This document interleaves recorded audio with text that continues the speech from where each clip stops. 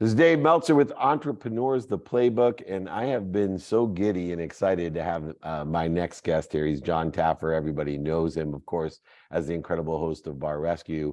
He's an extraordinary entrepreneur, a hospitality expert just by watching the show, an executive producer, as I am myself, but he's also the founder of Taffer's Tavern and the creator of Taffer's Brown Butter Bourbon. Welcome to the Playbook, my friend, Jon Taffer. Dave, good to be here, my friend. It's nice to see you, not just hear your voice.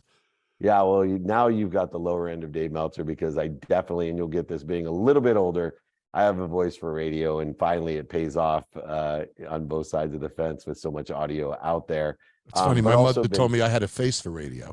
Oh, that's right. I probably screwed that up. That's what I meant to say, but more importantly, you also have a great podcast yourself. But I want to start with so many things that you have going on. There has to be common threads, and I call it a vertebrae approach, that all the most successful people with so many different projects have some sort of system that creates a vertebrae in which a spine, which can create these vertebrae businesses and continue the success as long as you feed that spine with the necessary blood that will then flow. For you, what are some of the characteristics or principles that you've learned throughout the years that you utilize on your TV show as well, to have such a strong spine that can handle and carry so much on each of these vertebrae? I think it's if I would do it in one word, Dave, I would say it's authenticity. It's understanding that through my television show, I portray myself as I truly am. The show's not scripted. There's no actors. It is truly me. Cameras follow me around. I don't even know what I'm going to build until I get there. I'm not involved in casting. I've never been there before. So I've realized that I've been on TV for so many years because it's authentic. I'm not any different there than I am here. So when I go into a product, it has to connect to me in an authentic, organic kind of a way, or I just won't do it. Now, I step out of the beverage space. I'm involved in software companies, and I'm involved in POS companies, transactional software, things like that. But I really stay close to my DNA, and I feed that vertebrae, because I believe the things that I do can't just suck away from it. They need to feed an energy to the vertebrae. And I believe that if everything I do helps feeding that vertebrae with brand building energy, equity building energy, then, my brown butter bourbon can have a very positive influence on my tavern business. And that can have a positive impact on my television business. So I think understanding that the vertebrae is sort of, I'm using your term if you don't mind. Yeah, that's fine. I love it. That vertebrae is a breathing, living thing. Sometimes it needs to inhale, sometimes it needs to exhale. And I think that we want to stay in touch with that a little bit to provide it with the resources to do that. With the advent of social media, what I call this amplification, that has such extraordinary power if utilized correctly. And we talk about authenticity, and I love to define that because that term gets thrown around with a lot of people that may be standing in front of cars that they don't own, or houses that they're leasing, taking the best or even better than the best snapshot of their life and posting it for all as reality. But authenticity to me is based off of understanding your essence. And it takes a lot of dummy tax to get to the point where, number one, we're aware of our essence, which is an incorporation, in my opinion, of your skills, as you mentioned, your knowledge, not only of what, but of who, which also takes time and experience. Yeah. And then I throw in your desire, because that seems to be, I mentioned or subtly tried to brag to you, I've done 1,500 of these to try to add at least a little credibility to what I'm doing today. But it is the common denominator of all people with the spirit of excellence, with this vertebrae or spine approach, a desire that you must be what you can be. And no matter what you amplify or how you amplify it, the truth vibrates the fastest. And to be able to go into a situation and just utilize your own skill, your own knowledge of who and what, and your desire to help people at its essence is why I think your community has grown. And I love the fact that these vertebrae that you built all feed each other as well. And I've tried to mirror that type of strategy. How important do you think experience is today in media? Because there's a lot of young people that may take on a model approach where, look, I'll hold up a product because I'm beautiful or silly or funny. That has been used for years. but there's a different value in what you give through the experiences you've had and the authenticity that I speak of. Both ways. You know, I used to say years ago, if I made a mistake in the media, said something I shouldn't have said, used a wrong word, it disappears in a week. Today in social media, when you mess up, it lives forever. It haunts you. Look at the Target situation today, where message gets out of control. You know, in our traditional media world, let's say if you're building a sports brand, you were able to control the narrative and the messaging on that brand. Right? Today in social media, it's a nightmare to try to control that messaging. It can spin off in any direction at any time. So that's a real challenge in social media, is how do you manage the message? How do you manage that brand so that it doesn't go in a direction that you don't want it to? And I think, I hate to be so simplistic, but it goes back to being true to yourself and understanding who and what you are. And we use some of the same expressions. I use the term dummy up. And when I dummy up, I say to myself, okay, I'm going to dummy up. What are the 3 or 4 things that are most important in this scenario right now? Let me throw away the ones that aren't for the time being. And I look at my own brand and I'll dummy up and I'll say, what are the attributes of this brand that have made me successful? And are they me? And I try to really understand that in a retrospective kind of a way. And then you have to feel it or don't do it. And that's a hard thing to explain in a logical sense. And I'm guessing you meet an athlete in your gut. You don't want to rep him. You do want to rep him. A lot of it is instinctual. But if you get in touch with yourself, really understand who you are, what demands you have of yourself. And I use the word demands very differently than goals. Right? I have goals and I have demands upon myself. And the demands are the things that I must do every day to have me achieve those goals. So one is a little bigger, the other is a little more detailed, if you will. And I think to myself, if I understand myself well, and I understand the demands I place upon myself, then I can start to achieve those goals. If I could tell a quick story, my grandfather invented direct mail. Got credit in Who's Who in advertising for inventing direct marketing. And he was 15 years old in Brooklyn. You'll like this story. Blind parents, his father sold newspapers. It's a true story in Brooklyn. And my grandfather found an old printing press. And he saved money, and he was 15, and he went out and he bought the letters, and he printed up flyers for stores in Brooklyn, and he put them in his father's newspapers on a stand. And then it was 2 stands and then 3 stands. He invented newspaper inserts. And then a huge ad agency hired him called New Era. He went in and opened up a whole direct marketing, and the whole industry blossomed. I grew up in that shadow. So I look at people, if my father was the biggest actor in Hollywood, how do you grow up in that shadow? If my father was a bum on Skid Row or in prison, how do I grow up in that shadow? And I think that was an important part of life for me, is understanding that I had a family that had some success. And as good as he did, the demand upon myself was to do better than him, to go one step further, to leave my family and my legacy in one step better place than he did, which is a pretty high bar. And I think those are the kind of things that help me get in tune with who and what I am, if you will. Sorry for the long answer, David.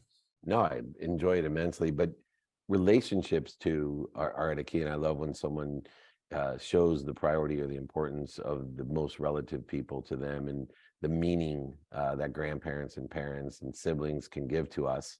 And you are a relationship-centric person, as am I, but yet we both are authentic in the meaning that we tell it like it is, out of love.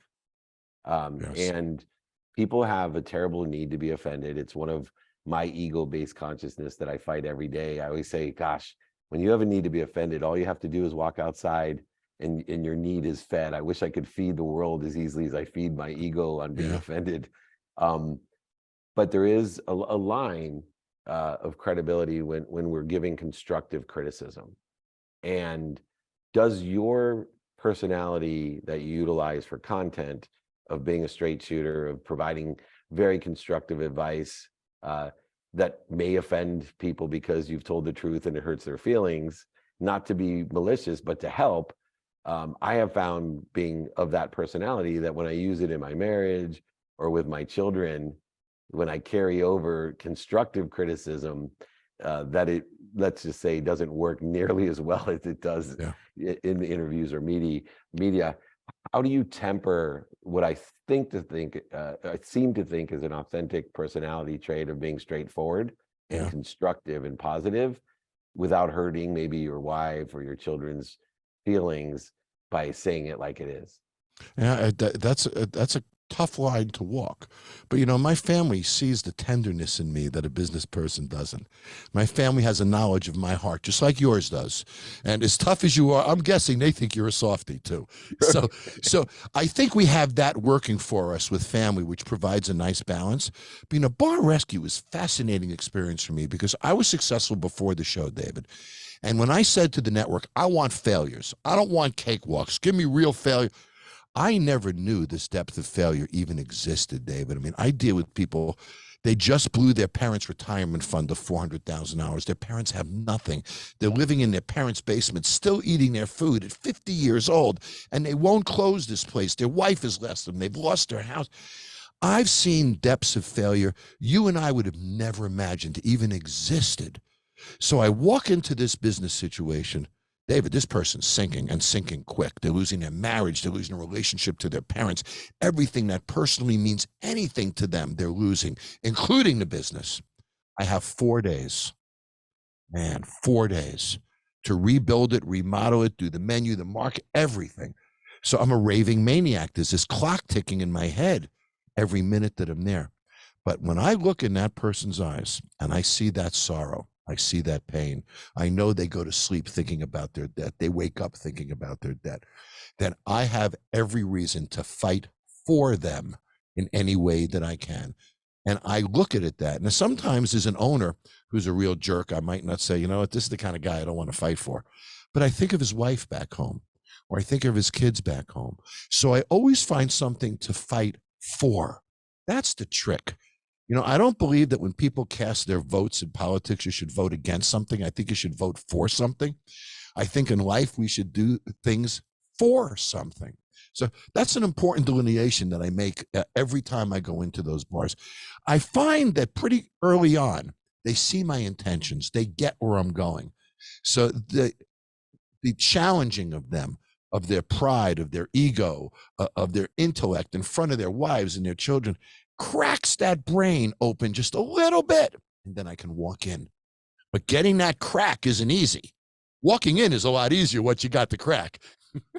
Talk about a new definition of open mind, which is always to me the first vetting process. I tell people all the time, 1,000 times the energy to convince a closed mind than an open mind, but I never thought of it as cracking it open as you suggest. Now, the last thing I want to talk about is something that's important to me, in starting with when I ran Lee Steinberg, is we were one of the few agencies that required every one of our athletes and celebrities to give back to charity. They had to have a charitable purpose or a cause. And both of us have surrounded ourselves with world thought leaders. You mentioned, a philosophy by Dr. Wayne Dyer about, marching for things and instead of against them, lessons that I've learned from incredible people like him and Bob Proctor and Jack Canfield and other people like Steve Wynn. But there's one person that we share in our history as well, which has a very important place in my life as you get older, is I've always done a lot for Larry Rouveau and the Cleveland Clinic. First, because of my exposure to CTE, and then having one of my dear friends have early onset Alzheimer's. And as my mom turns 80, we can see signs of what we all are working so hard for, which is the awareness of a very critical issue. And you, among other things, work as a member of Keep Memory Alive board. I do. Larry. I do. I'm very proud. My donations got my name up on the wall outside. It was one of the proudest moments of my life, David. I'm blessed. I have celebrity. I have money. If I don't give that back and leverage that for good, I'm just a complete jerk. That's my view. So, Nevada SPCA, I love animals. I love dogs. That's an important one to me. Around a McDonald House, I've helped over the years. St. Jude's Ranch for Children, I've helped. But, Lou Ruvo Center, I'm on the board of. I'm very, very involved in that. We have to give back. First of all, when we're laying in our deathbed, we all need something to feel good about. And, I think when we look back over our lives, these little things that are meaningful that we've done, I think mean so much to who and what we are. There are defining moments. That goes back to authenticity. If this is who we are, then this is who we are. I don't understand people who aren't charitable, to be honest with you, who take all that wealth, all that success, and don't leverage it for good. I don't Yeah. understand that. It's amazing because I always talk about the difference between Bill Gates and Steve Jobs, because Bill Gates, obviously, like Warren Buffett, his primary concern is to leave a legacy and leave wealth for other people and inspire others to do the same. And people doubt me. I was CEO before Lee. He hired me because of my technology background, not because I was a great lawyer or a sports lawyer. But he saw the future of sports and technology. I ran Samsung's phone division, and I would always tell people, 200 years from now probably won't know who Steve Jobs is. And the reason is his philanthropy, where everyone will still know, as they do the Rockefellers and others that have And given Gates. back. They're going to know Gates for sure. And they also, to put you in that league because of your generosity, because of the community that you built through your authenticity. I promise you, a few hundred years from now, when they walk by that name at the Keep the Memory Alive at the Cleveland Clinic there, they're going to remember Jon Taffer, probably not for Bar Rescue, but for all the people that you've impacted in your family, in your community, in our country, and even the world. And that's why I was so excited to have you on here. You exceeded my expectations from all of our familiar friends. You are exactly as you appear to be, what they call in my culture, a mensch, Jon Taffer. My culture as well, Dave. I know. I just came from Israel to Scotland, so it's still resonating with me. I look forward to seeing you much, much more. Anything we can do to be of service or value, we would like to extend the reciprocity to what you have done for so many. Please, everyone, and not that you haven't yet, but check out Bar Rescue, check out Taffer's Tavern, and also Taffer's Brown Butter Bourbon. Say that 3 times fast, and I promise you will. After you had a couple, it may be even more difficult, but the incredible Jon Taffer, thanks for joining me on the Playbook.